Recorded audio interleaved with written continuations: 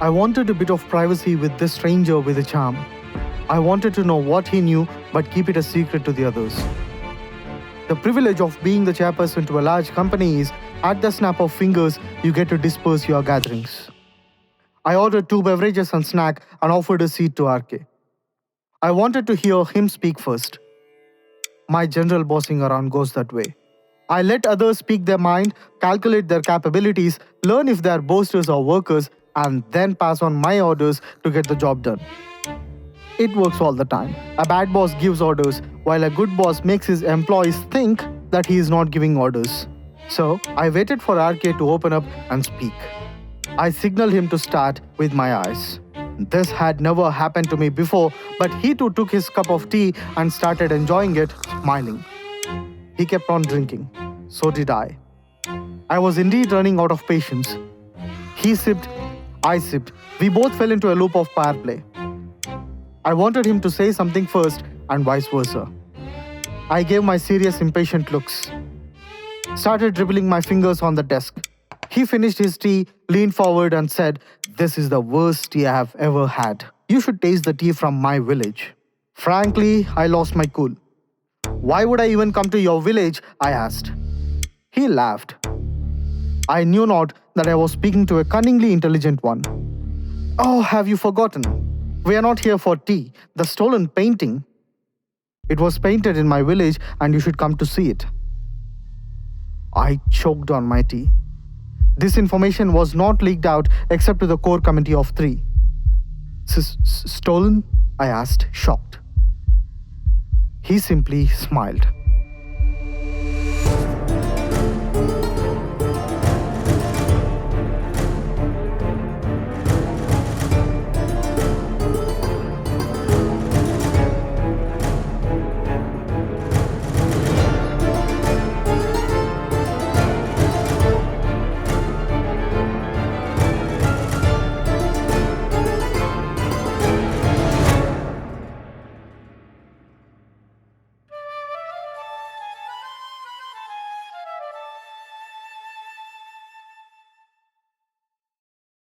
I was dead curious as to how he knew the painting was stolen. Upon much pressure, he revealed. He had only come to ask for a job because he thought the painting was a sign for him.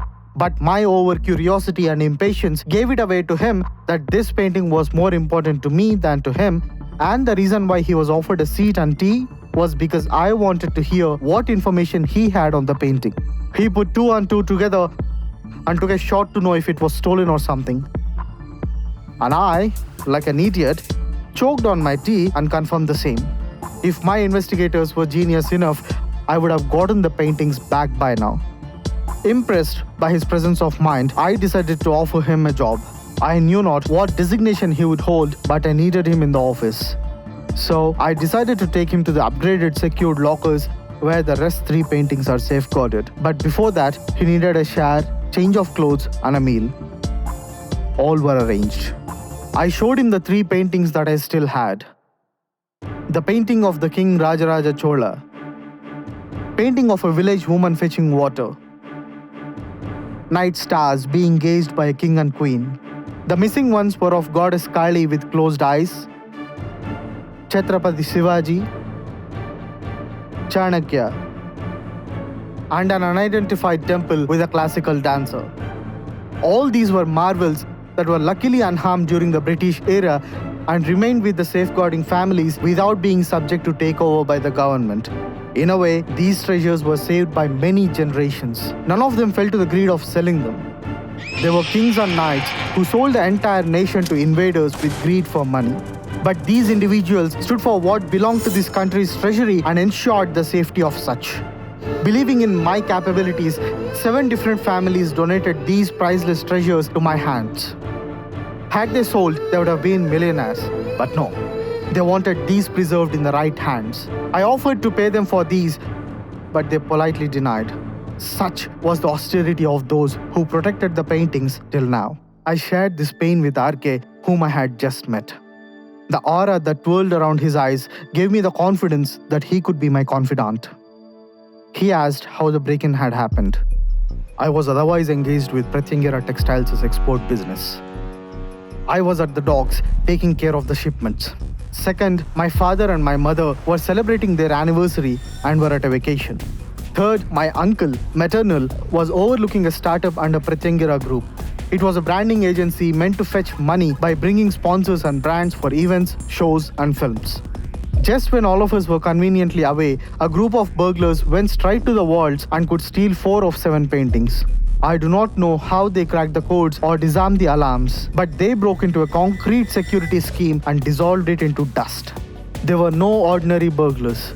A well-planned theft was executed so perfectly that no one but I is looking for them. Hearing all this, RK fell deep into thoughts, looking at my collection of artifacts. Hundreds of them.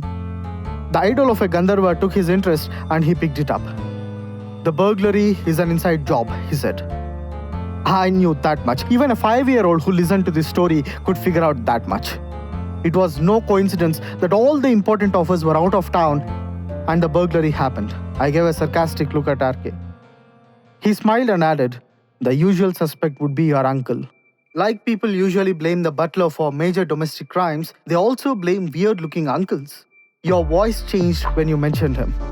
I was taken aback. Now I wanted to hear more. He said, looking at the size of your palace and the level of security scheme that you have, he would want to stay in case there was a need of a switch button. Even terrorists have the switch button these days. No one knows when they might have to abort. So, if Weird Uncle was out of town, the possibility of him pulling this off stands minimal. Look into the security briefing. Who all have clearance to the topmost security levels and were on site at the hour of theft? They are our suspects. When there are people who would sell the country for money, surely you can buy some traffic footage with the money you have. Influence traffic control room, get footage of vehicles coming toward and from the gallery at the time of burglary. There would be many. Eliminate the vehicles that come in these routes on a regular basis. So, you'll need a list of vehicle numbers on that date and at least on 30 different dates for an average estimation. Compare, conclude, eliminate. For this, you'll need a team of at least 50 interested people. Buy them. We'll need professionals who can recreate the crime scene in secret. Buy them. We'll need a few goondas. Buy them. I was okay with buying the rest of them, but why goondas? I did not understand. When questioned the same, he laughed and said, see, just like you're buying these professionals, your enemies have also bought their professionals. When you try to hit them back, the first thing they'll do is threaten your life with goons. Don't wait till you're attacked, but be prepared to counter. So that's settled then. We are hiring goons, and when war comes, let the goons fight goons, and we'll concentrate on the work to be done. Capish? I smiled and felt the bliss of having one forward-thinking brain on my side. In fact, standing in front of him, I felt little. As if Hanuman stood in front of a regular monkey, his might belittled my intellect. He looked at the Gandharva and asked, is this the sculpture of an angel? I sighed. That is a Gandharva, I replied. Sad that we know of angels with wings and harps, but not the Gandharvas with wings and spears.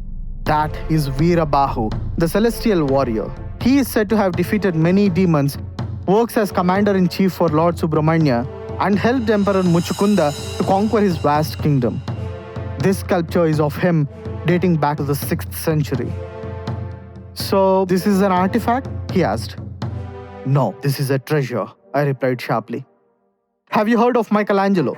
I asked further. He nodded. His sculpture, David? I added. He nodded further. See, you say you're from a remote village. Even you have heard of Michelangelo and his David. Good.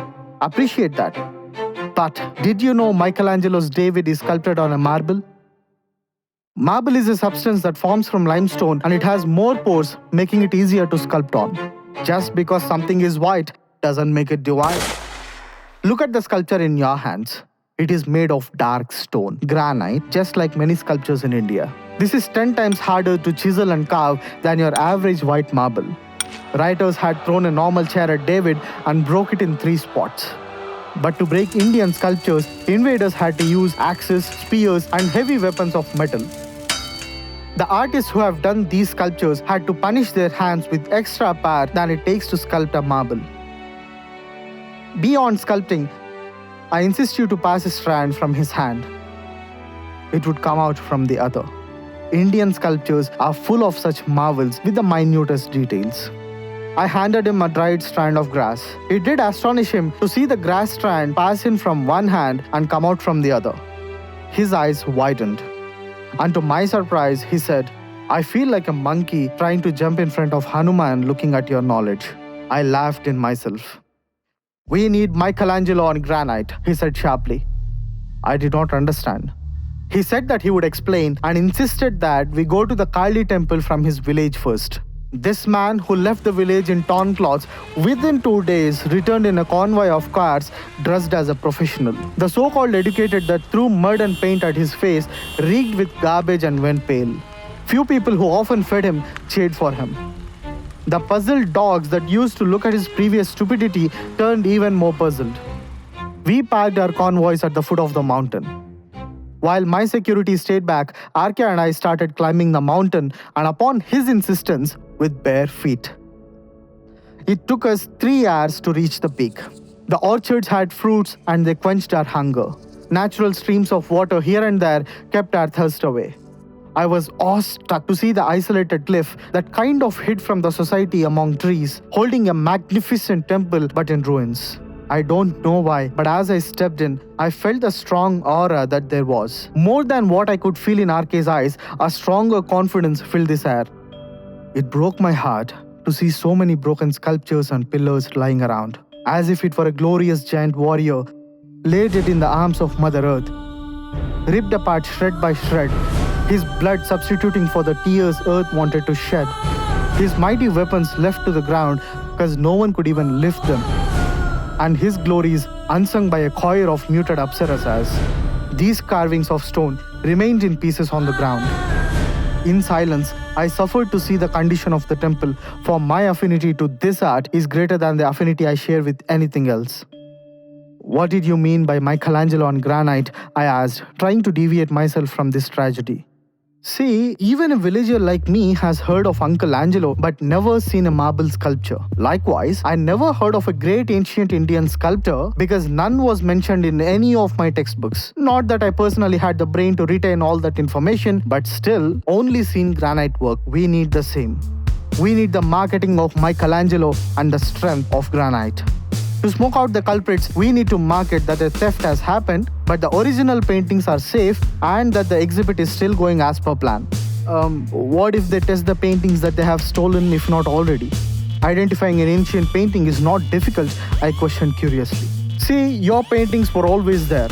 This inside job could have been done even when your security was worse, but no. Only after you announced an exhibit with international delegates, this is happening. I suppose the target is not the paintings per se, but the event itself. I feel a much bigger game is at play. Chalo, Kela hobe, let the games begin. Just to be on a safer side, announce 5 or 6 more ancient paintings to have been donated to your art gallery. That should spice things up, he replied. I was still trying to stomach what I heard. I began to wonder what disgusting creature would try to spoil the heritage and name of the country in front of the whole world. Then I realized, looking at my fellow countrymen, there would be quite a few enthusiasts who would intentionally do that. Like they had in Mahabharata, our enemies need not be alien. They may even take birth in our own family. I liked the idea of Michelangelo on granite. So be it, I thought. Let the games begin.